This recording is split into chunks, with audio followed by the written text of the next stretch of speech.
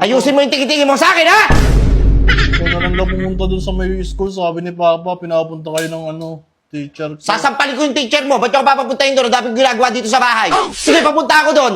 Sa paglinisin mo dito, sa pagsaingin mo, paghugasin mo lahat. Ayaw din ni Papa pumunta. Sinong pupunta dun? Yung ninong mo, papuntahin mo yung ninong mo doon. Ayoko dyan, wala akong time sa mga ganyan-ganyan. Kayo, gusto ko kayo, matuto kayong tumayo sa mga paa nyo. Yung hindi mo na kami kailangan. Di ba? Kahit ikaw lang mag-isa, may bitaw ka. Hindi puro laro kasi ang inaatupag. Puro laro, wala nang ginagawa. Ay, agay. Agay. Tag mo, agay. Na-high blood ako sa'yo, Bol.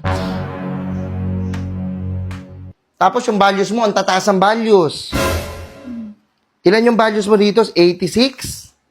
86. Ang galing, very good naman yung anak ko. Dumapa ka nga.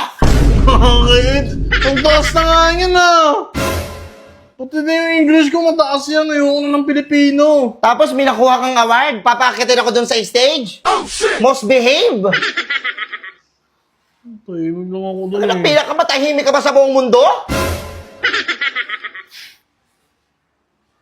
Pakitin mo ako dun sa stage pag mayroon ko nakuha ang award na first honor, second honor, hindi most behave.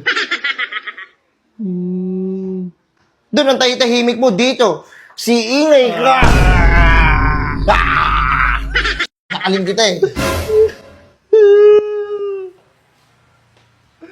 Doon ka sa kwarto ba, hindi ka lalabas isang buwan. Makita mo lang hinahanap mo. Nalaro muna kami doon. O sige, maglaro ka. Paglaruan natin to.